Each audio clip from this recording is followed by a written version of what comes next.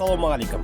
Кәсіпқой бокс әлеміндегі ең беделді журнал болып саналатын The Ring журналының беделді тілшісі Райан О'Хара өз ақпарат көздеріне сүйене отырып жарқын жаңалық жариялады.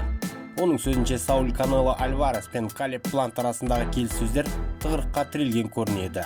Осыған байланысты күзде өтетін мексикалықтың жекпе-жегінде оның қарсыласы кім емес Геннадий Головкин болатын көрінеді.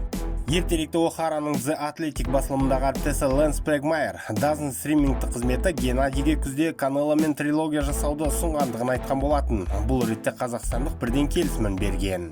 Менің естуім бойынша Канело Плант келіссөздері ауыр өтуде. Маған хабарлағандай Канелоның ендігі қарсыласы Triple G болады. Өйткені келесі кезекте тұрған Деметриус Андраде мен мамыр айындағы баспасөз мәслихатында болған кикілжіңнен кейін мексикалық шығуды да ойламайды дейді О'Хара.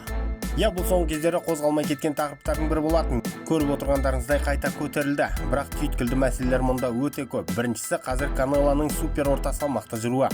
Ол орта салмаққа енді оралмаймын дегенді айтқан болатын. Оның үстіне Головкин мен рингке тағы бір шығудан қаймығатындығы тағы бар. Жалпы менің пікірімде ол жоғары салмаққа өтуі де осы Геннадан аулақ болайын дегенде шығар. Десе де кәсіпқой бокс бірінші ретте бизнес, ал тауда үйілген ақшаны көргенде Канелоның өзі аш көзденіп келісуі ғажап емес. Бұл сұранып жүрген сындардың бірі. Дәл қазір салмақ дәрежесіне қарамастан әлемнің ең үздік боксшысы Канело дейтін болсақ, сол мексикалықты тазартқан тек екі боксшы бар. Бірі Майвезер, екіншісі Головкин. 2017 жылғысында Гена оңдырмаған болатын, бірақ төрешілердің қитұрқы шешімімен тең нәтиже берілген еді. Ал жыл сала тең сын өткенде тағы да бүйрек бұрушылық байқалып, мексикалықты жеңімпаз деп таныған еді. Майвезерді қайдам, Сауль өміріндегі ең ауыр соққыларды осы Головкиннен көрді. Бойына бұқаның етімен өткен допинг дартына әйтеуір басы мойнынан жұлып кете жаздаса да құламай қойған болатын.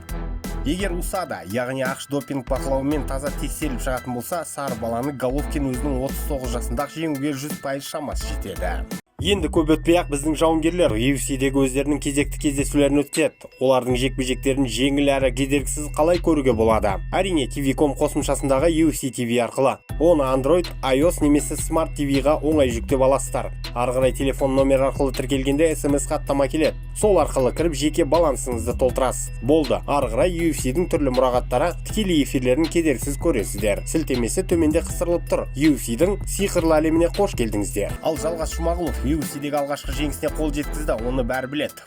Барлық көрермендер менен кеше жаппай жаңалық шығаруды талап еткен болатын. Ал мен Жаконың қорытынды сөзін тыңдап барып шығаруды жөн санадым. Сонымен Жако Джером Ривера нотта анаконда стиль дейміз бе, әйтеуір қарсыласты қылқындырып тастады. Жақсы жеңіс, жарқын оралу. Жако қатарынан 2 рет тұтылып барып, бұл жетістікті тіркеді. Ал Ривера тіптен 3 рет қатарынан ұтылған еді. Бұл 4-шісі болды. Ой байлап бөлік таспан қатар жеңіс емес, қатардағы ғана. Бірақ қазақ баласының әлемнің ең үздік промоушеніндегі әрбір алға басқан қадамы қуантады емес пе? Бірақ Жако өкінішке орай ренжітті. Өзінің қорытынды сөзінде өзіне көмектескен тараптарға рахметтерін жаудыра келіп, хейтерлер деген бір топты өзінің жыныстық мүшесіне теңеген. Айналайындар-ау, хейтерлер деген кім? Қазақша айтқанда көре алмаушылар ма? Біріншіден, көре алмаушылық қазақтың қанында бар қасиет. Бірақ мәселе қазір мұнда емес. Елің өкілі үміт артты. Оны ақтай алмай қатарынан 2 рет тұтылды. Бірінші рет жеңілгенде халық кешіріммен қарады. Екінші рет тұтылғанда не істеу керек? Әрине, сын айтушылар табылды. Жаконың болашағына сенбейміз деп ашық айтқандар да болды. Ондайға Жұмағұловтың өзі себеп туындатты ғой. Енді оларды мүшебас деудің қаншалықты қажеті бар? Бұл жеңісте оның ары қарайғы болашағының жарқын болатындығына себепкер бола алмайды. Келесі жолы ұтылсаң, сол мүшебастардың бетіне қалай қарайсың? Ұстамды болу керек еді. Бір рет жеңдім деп кеудені көтеруге болмайды. Елдегі телеарналардың біріне берген сұхбатында енді 2 кездесуді ұтсам, UFC чемпионы болуым мүмкін депті.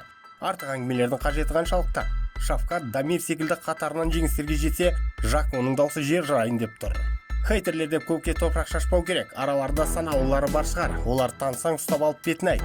Ал жалпы көпшілігі Жаконың жеңісіне қуанып, жеңісіне күйінетіндер. Біз қазақтар өз сондаймыз ғой. Ұрысып жақсы көреміз. Бейне материал ұнады ма? Онда лайк басамыз, пікір қалдырамыз. Арнаға жазылмағандар жазыла кетіңіздер. Осы бейне материалды түрлі әлеуметтік желілер арқылы таратуды ұмытпаңыздар.